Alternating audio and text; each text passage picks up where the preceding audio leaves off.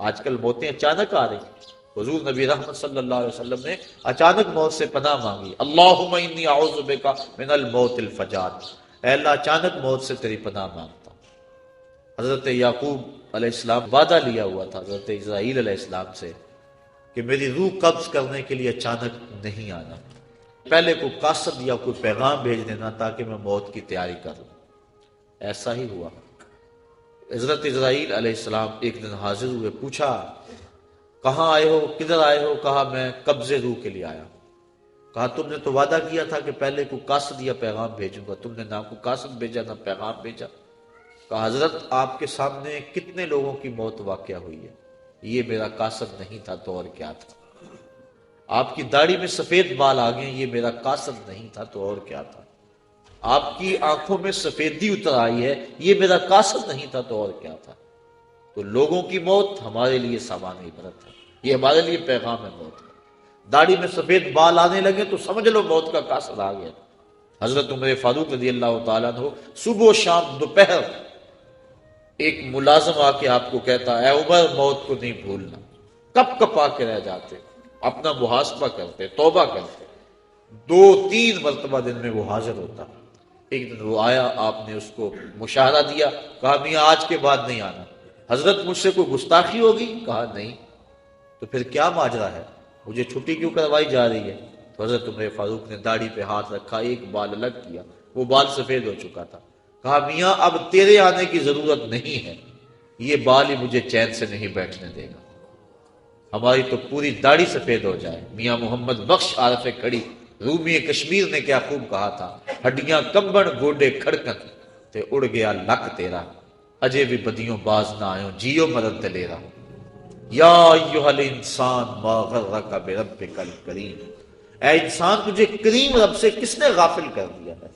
الذی خلقک فسواک فعدلک فی ای صورت ما شاء رکبک، جس رب نے تجھے پیدا کیا، تیرے اعضاء کو توازن دیا، تجھے حسن دیا، تجھے جوانی بخشی، تجھے گوناگوں نعمتوں سے نوازا، تجھے سلیقہ دیا، تجھے چلنے کا طریقہ دیا، تجھے حواس خمسہ سے نوازا، تجھے بہتریاں اور بھلائیاں نصیب کی، اور اس مالک کا در چھوڑ کر تو کہاں بھاگ رہا ہے؟ ما غرک بربک الکریم، بتا وہ کون سی چیز ہے جس نے تجھے رب سے مغرور کر دیا؟ دولت وہ 4 دن کی کہانی ہے، حسن ڈھل جانے والا ہے، دولت ختم ہو جانے والی ہے، جوانی وہ آج ہے کل نہیں ہوگی۔ تو کس چیز نے تجھے مغرور کر دیا؟ مالک کے حضور ہم نے اپنی محبتوں اور اپنی الفتوں کا خراج پیش کرنا ہے، اور اس کی عبادت سے، اس کے ذکر و فکر سے اپنے اندر کو تابیدگی دینی ہے۔ ایسا نہ ہو کہ ہماری زندگی ساری برباد ہو جائے اور پھر بعد میں ڈاڈا پچھتاوا ہو۔ یہ مرنے والے ہمارے لیے سامان عبرت ہیں۔ اللہ تعالیٰ جل شانہ اپنے محبوب صلی اللہ علیہ وسلم کے صدقے مرحوم کو کروٹ کروٹ جنت کی بہاریں نصیب فرمائے، اور ہمیں یہ سوچنے کی توفیق عطا فرمائے کہ آج وہ نہیں ہے کل ہم نہیں ہیں، آج وہ قبر کی تنہائیوں میں، ان کی جگہ ہم بھی تو ہو سکتے تھے۔ حضرت امام غزالی فرماتے ہیں اللہ نے مرنے والوں کے ذریعے سے جو پسماندگان ہیں ان پر احسان کیا۔ پوچھا گیا وہ احسان کیسے؟ وہ تو بیچارے دکھ میں مبتلا ہیں، جن کا بھائی بچھڑ گیا، جن کا بیٹا بچھڑ گیا، جن کا باپ بچھڑ گیا، وہ تو دکھ میں ہیں۔ آپ کہتے ہیں احسان ہوا؟ فرمایا وہ اس اعتبار سے کہ اس کی موت کو ان سب کے لیے عبرت بنا دیا گیا، اور اس کی موت کو دیکھ کر یہ توبہ کر لیں، اپنے معاملات حیات درست کر لیں اور آخرت کی تیاری کر لیں۔ اور اگر ان میں سے کسی کی موت کو اس کے لیے عبرت بنا دیا جاتا تو یہ کیا کرتے؟ اس لیے اللہ نے مرنے والوں کے ذریعے سے جو باقی پسماندگان ہیں ان پر احسان کیا، اور ان کو ایک اور موقع سنبھلنے کا دیا کہ وہ سنبھل جائیں اور اپنی زندگی کی راہیں ٹھیک کر لیں۔ تو یہ ہمارے لیے ایک موقع ہے کہ ہم اپنی زندگی کی راہوں کی درستگی کا سامان کریں۔ آج وہ چلے گئے، ہمیں پیغام دے گئے کہ میاں ہم تم بھی ہمارے پیچھے آ رہے ہو، اور کوئی پتہ نہیں کہ پیغام اجل کس وقت آ جائے اور پھر کوئی حجت باقی نہ رہے۔ آئیے میں اور آپ اپنے مالک سے رجوع کریں اور اپنے مالک سے اپنے پچھلے گناہوں کی بخشش مانگے۔ آج ہم اگر توبہ کر لیتے پچھلے گناہ دھل جاتے ہیں، ماں قبل کے سارے گناہ معاف ہو جائیں گے۔ حضور نبی رحمت صلی اللہ علیہ وسلم نے ارشاد فرمایا التائب من الذنب کمن لا ذنب له، گناہ سے توبہ کرنے والا ایسا ہوتا ہے جس طرح اس نے گناہ کیا ہوا ہی نہیں۔ بالکل اللہ صاف اور پاک اسے فرماتا ہے جس طرح ماں کے بطن سے ابھی اس نے جنم لیا۔ اگر آج ہم توبہ کر لیتے ہیں تو ماضی صاف ہے اور آئندہ اپنی زندگی کو احتیاط سے گزاریں، لیکن آج اگر ہم توبہ نہیں کرتے، رجوع نہیں کرتے اور ہمارا بوجھ بڑھتا چلا جاتا ہے، اور اگر توبہ کی توفیق بھی نہیں ہوتی اور اچانک موت ہماری روح اچک لیتی ہے، تو پھر آخرت کے معاملے تو بڑے سخت ہیں۔ تو قبل اس سے کہ وہ وقت آئے اور پھر پچھتاوا لگے، مجھے اور آپ کو آج ہی اپنی اصلاح کرنی چاہیے۔ اللہ تعالیٰ جل شانہ مرحوم کو کروٹ کروٹ اپنے جوار رحمت میں جگہ نصیب فرمائے اور پسماندگان کو صبر کی لازوال دولت عطا فرمائے، کیونکہ مشکل کے موقع پہ صبر ہی اجر کا باعث بنتا ہے۔ اللہ کے محبوب صلی اللہ علیہ وآلہ وسلم نے صبر کی تلقین فرمائی جب ایک خاتون راستے میں حضور نے دیکھا کہ وہ رو رہی ہے، میں اس میری یا امت اللہ، اے اللہ کی لونڈی صبر کرو، کیونکہ اگر انسان صبر نہیں کرے گا تو کیا کر لے گا؟ جانے والے تو واپس نہیں آئیں گے، وہ تو چلے گئے۔ اب ہم نے ان سے عبرت حاصل کرنی ہے اور ایسا انداز اختیار نہیں کرنا جس سے بے صبری کا اظہار ہو۔ یہ بات ذہن میں رکھیں کہ مرنے والوں کے جانے کا دکھ سینے میں موجود ہوتا ہے۔ غم کے اظہار کے دنیا پر 4 طریقے ہیں۔ دل غم زدہ ہوتا ہے، یہ ایک فطرت ہے۔ آنکھوں سے آنسو بہتے ہیں، یہ بھی ایک فطرت ہے۔ انسان اپنی زبان سے واویلا کرتا ہے اور اپنے ہاتھوں کو اپنے بدن پہ مارتا ہے، تماچے لگاتا ہے، یہ 4 طریقے ہیں۔ آنکھوں کا غم اور دل کا غم رحمان کی طرف سے، ہاتھوں کا غم اور زبان کا غم شیطان کی طرف سے۔ جب حضور کے فرزند ارجمند حضرت ابراہیم علیہ السلام کا انتقال ہوا اور حضور تشریف لائے، آقا کریم اپنے بیٹے کے سرہانے بیٹھ گئے، وَأَيْنَا رَسُولِ اللَّهِ تَدْمَعَانِ، حضور کی آنکھوں میں آنسو تھے۔ آقا کریم نے فرمایا بیٹا ابراہیم تیرے غم میں دل غم زدہ ہے، آنکھیں رو رہی ہیں، لیکن زبان سے وہی کہوں گا جس سے خدا راضی ہو۔ اور فرمایا لیس منا من ضرب الخدود وشق الجیوب ودعا بدعوی الجاہلیہ، جس نے اپنا گریبان نوچا اور اپنے منہ پہ تماچے مارے اور جہلوں جیسی باتیں کی، فرمایا ہمارے ساتھ اس کا کوئی تعلق نہیں۔ تو دل کا غم یا کبھی آنکھوں سے آنسو بہ جائیں تو اس پر شریعت میں مواخذہ نہیں ہے، بلکہ یہ شفقت کی وجہ سے ہے۔ اس کے علاوہ ایسے جملے کہہ دینے جس سے ناشکری کا اظہار ہو رہا ہو، یا اس انداز کے ساتھ اپنے ہاتھوں کو حرکت دینا کہ جس سے بے صبری کا مظاہرہ آ رہا ہو، شریعت اسلامیہ نے اس کو منع فرمایا ہے۔ تو صبر پر اللہ تعالیٰ اجر لکھا ہے، اور انسان جب کسی دکھ پہ صبر کرتا ہے اللہ اس کے بدلے اس کو آخرت میں اجر دیتا ہے۔ ظاہر ہے کہ بچے چھوٹے چھوٹے رہ گئے اور یہ ان کی زندگی باپ کے بغیر انتہائی دکھوں والی زندگی ہے، لیکن اس پہ اگر یہ صبر کریں گے تو اللہ تعالیٰ اس کا صلہ آخرت کے اندر عطا فرمائے گا۔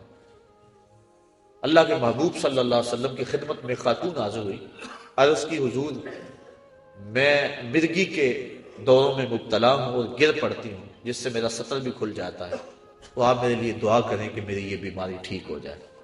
تو حضور علیہ السلام نے ارشاد فرمایا کہ اگر تو کہے تو میں دعا کر دیتا ہوں، اور اگر تو صبر کرے تو تجھے جنت کا وعدہ دیتا ہوں۔ اس نے عرض کی حضور میں صبر کر لوں گی۔ جنت کے وعدے کو اس نے ترجیح دی۔ آج ہم نے اوڑھنا بچھونا دنیا بنا لیا ہوا ہے، آخرت کو بھول گئے ہوئے ہیں۔ اس 4 دن کی زندگی کو ہم سمجھتے ہیں یہی ہماری زندگی ہے، یہی ہمارا مستقبل ہے۔ بچہ پڑھ رہا ہے، محنت کر رہا ہے، بندہ کمائی کر رہا ہے، کیا جی مستقبل ٹھیک ہو جائے؟ کون سا مستقبل؟ ایک سانس کا پتہ نہیں، اس مستقبل کی بات ہے۔ زندگی کھپا رہا ہے مستقبل ٹھیک ہو جائے، اصل مستقبل تو آخرت کا مستقبل۔ اللہ کے محبوب علیہ السلام نے جب صحابہ کو خندق کھودتے دیکھا اس وقت دعا دی، اللہم ان العیش عیش الاخرہ فاغفر الانصار والمہاجرہ، اے اللہ زندگی تو آخرت کی زندگی ہے، میرے ان انصار کو بھی بخش دے، میرے ان مہاجروں کو بھی بخش دے۔ اصل مستقبل وہ ہے، یہ تو 4 دن کی زندگی ہے۔ 45 سال ایوریج زندگی نکالی ہے ماہرین نے، چلو 50 سال لگا لو، 60 سال لگا لو، اور آخرت کا ایک دن، محشر کا ایک دن 50,000 سال کا ہوگا۔ ذرا کبھی کیلکولیٹر لے کے حساب تو کریں، ایک دن 50,000 سال کا، اور یہ ساری زندگی 50 سال کی، اس ایک دن کے مقابلے میں ذرا اس زندگی کا حساب نکالیں نا، منٹوں سیکنڈوں کے اندر یہ ایک دن آئے گا۔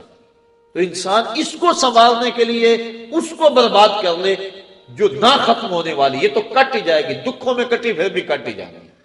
جس کے پاس دولت کے انبار ہیں، نیند کی گولیاں کھانے کے بغیر وہ بھی نہیں سوتے، چین انہیں بھی نہیں ہے، کیونکہ دنیا کے اوپر چین نام کی چیز کیسے ہوگی جبکہ انسان کے خمیر پر 39 دن تک غموں کی بارش ہوئی ہے اور صرف ایک دن خوشی کی بارش ہوئی ہے۔ خوشی اور غم زندگی میں اس تناسب کے ساتھ ہے، خوشی عارضی ہوتی ہے، غم دیر پا ہوتا ہے۔ خوشی اور غم جب اکٹھے ہو جائیں تو غم ہی غالب ہوتا ہے، خوشی یاد نہیں رہتی بلکہ خوشی بھی غم میں بدل جاتی ہے۔ تو انسان کی زندگی میں دکھ ہے، اذیتیں ہیں، آزمائشیں ہیں، امتحان ہے، وہ اصل زندگی وہ زندگی ہے۔ اگر یہ اچھی بھی گزر گئی، تخت پہ بیٹھے ہوئے بھی گزر گئی تو کتنا عرصہ ہے؟ بہت تھوڑی مدت۔ اور اگر یہ زندگی دکھوں میں بھی گزر گئی تو گزر ہی جائے گی۔ وہ کیا کہا تھا میر تقی میر نے کہ وہ ریشموں کم خواب میں سرمست ہیں تو کیا ہوا، رات اس کی بھی کٹ گئی جو کہ اور تھا۔ بخار میں مبتلا تھا، زخم تھے پورے بدن پہ، اور کوئی پرسان حال بھی نہیں تھا۔ بات ٹھٹھرتی ہوئی سردی میں ریت کے اوپر پڑا تھا، ہلکی ہلکی بارش بھی ہو رہی تھی اور سردیوں کی لمبی رات تھی۔ بتاؤ شخص کو رات کاٹنا کتنا مشکل ہوگی۔ اس رات کی سویر تو پھر بھی ہے نا، جتنی مرضی لمبی رات تھی، دن تو چڑھے گا نا، لیکن وہ آخرت کی رات ایسی اگر پڑ گئی تو اس رات کا پھر دن نہیں ہے۔ موت کو بھی مینڈے کی شکل کے اندر میدان حشر میں لا کے ذبح کر دیا جائے گا۔ کتابوں میں آتا ہے کہ جنتی جنت میں جانے کے باوجود صرف ایک ڈر میں ہوں گے، اور جہنمی جہنم میں دکھوں کے باوجود ایک خوش فہمی میں ہوں گے۔ وہ کیا؟ جنتیوں کو جب نعمتیں ملیں گی، مائے معین، کوثر، سلسبیل، کیا کچھ نہیں ہوگا جنت میں، اللہ نے قرآن مجید کے اندر تذکرے کیے ہیں۔ تو جب وہ دیکھیں گے تو دل میں کھٹکا پیدا ہوگا کہیں موت نہ آ جائے۔ اور جہنمی جب دکھ، آگے بھی آگ، پیچھے بھی آگ، دائیں بھی بائیں بھی، اوپر بھی نیچے بھی، اور یہ آگ تو جلاتی ہے، وہ آگ اس سے 70 گنا تیز، اور یہ صرف جلاتی اور خشک کرتی ہے، وہ چپک جاتی ہے لوگ کی طرح جسم کے ساتھ، اور بدبودار آگ ہے اور سیاہ رنگ کی آگ ہے۔ اس آگ میں جب جسم بھی بڑا کر دیا جائے گا تاکہ یہ عذاب زیادہ اس کو ہو، 70 گز موٹی کھال بنا دی جائے گی، اور اللہ قرآن مجید میں فرماتا جب کھال جل جائے گی تو ہم اس کی جگہ نئی کھال بدل دیں گے تاکہ یہ عذاب کی تکلیف سہے۔ اس نے دنیا کے اندر میرے حکموں کو توڑا اور میرے حکموں کی پرواہ نہ کی، اس کو زندگی میں نے دی، اس کو عزت میں نے دی، اس کی آنکھوں میں نور میں نے رکھا، اس کی زبان کو بولنے کا سلیقہ میں نے دیا، اس کی ٹانگوں کو چلنے کا طریقہ میں نے دیا، اس کو سانسیں میں نے اگی، اس کے لیے سبزے زمین سے میں نے اگائے، اس کے لیے پانی آسمان سے میں نے برسایا، اس کے لیے میں نے کیا کچھ نہ کیا۔ کہیں سورج خدمت میں لگا ہے، کبھی چاند خدمت میں لگا ہے، کہیں جانور بار برداری کے لیے، کہیں سواری کے لیے ہے، اتنا کچھ اس کے لیے میں نے پیدا کر دیا، اس کو سجدہ کرنا گوارا نہیں تھا۔ کتنا متکبر اور کتنا مغرور ہو گیا دنیا پہ جا کے، اپنے رب کو بھول گیا۔ یا ایھا الانسان ما غرک بربک الکریم، اس لیے اللہ اس دن پھر 70 ہاتھ موٹی کھال جو ہے وہ بدن پہ چڑھائے گا، اور وہ جلتی جائے گی پھر بدلتی جائے گی، اور پھر وہ تکلیف سہے گا۔ اور اگر بندہ اس دنیا پہ آ کے اپنے مالک کو راضی کرتا ہے، اس نے اس کے لیے جنت بنائی اور جنت کی نعمتیں اس کے لیے بنائی ہیں۔ جہنم کے اندر جہنمی سخت اذیت میں ہوں گے، اللہ کا قہر و غضب بھی برس رہا ہوگا، دروغہ جہنم بھی جھڑک رہا ہوگا، دائیں بائیں آگ ہوگی، پھر اس کو صرف ایک امید ہوگی کہ کبھی موت آ جائے گی نہ تو جان چھوٹ جائے گی۔ جب مریض تڑپتا ہوتا تو وہ موت مانگتا، وہ موت مانگے گا۔ جنتی جنت میں جا کر یہی کھٹکا ہوگا کہیں موت نہ آ جائے، اور جہنمی جہنم میں جا کر اسی خوش فہمی میں ہوگے کبھی موت آ گئی تو جان چھوٹے گی۔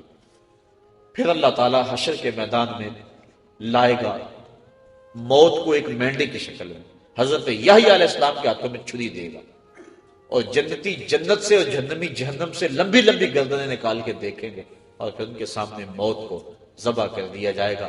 پھر جنتی ابدی طور پہ خوش ہو جائیں گے، اور جہنمیوں کی حسرت اور بڑھ جائے گی، اب تو موت کو بھی موت آ گئی، اب تو مریں گے بھی نہیں۔ تو وہ رات لمبی ہے، اگر پڑ گئی تو سخت اضطراب، اس لیے یہ تھوڑی سی زندگی دکھ میں بھی گزر گئی، سولی پہ چڑھ کے بھی گزر گئی، گزر ہی جائے گی، لیکن وہ زندگی ختم نہیں ہونے پائے گی. وہ ایسی شب ہے جس کا سویر کوئی نہیں، وہ ایسی شب ہے جس کی سحر کوئی نہیں.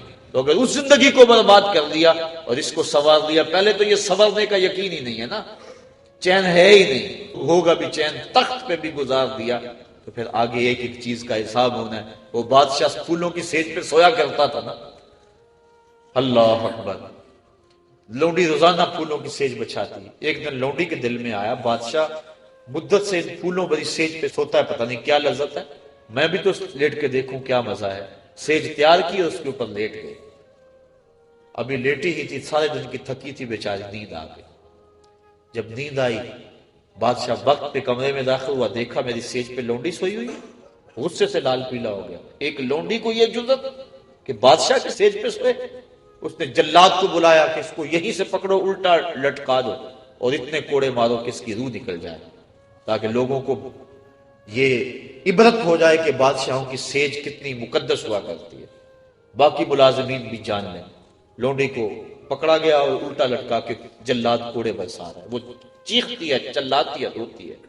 اچانک اس نے روتے روتے ہنسنا شروع کر دیا. بادشاہ نے کہا جلاد کو رک جاؤ، اسے پوچھو کیوں روتی ہے، اسے یہ بھی پوچھو ہنستی کیوں ہے.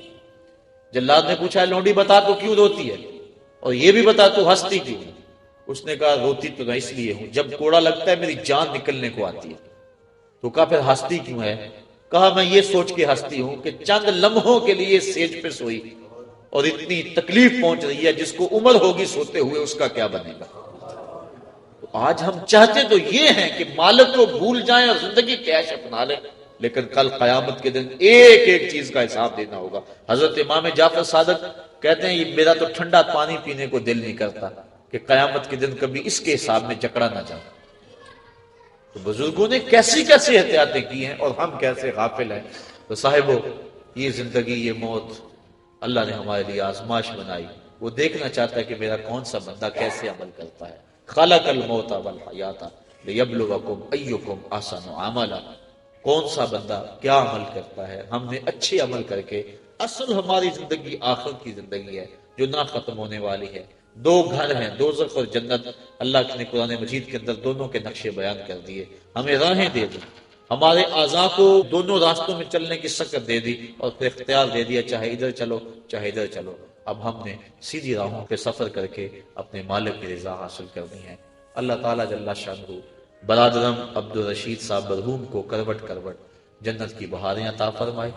ہم سب کو مرنے والوں سے عبرت حاصل کرنے کی توفیق عطا فرمائے اور پسماندگان کو صبر جمیل اجر عظیم عطا کرے. وآخر دعوانا ان الحمدللہ رب العالمین.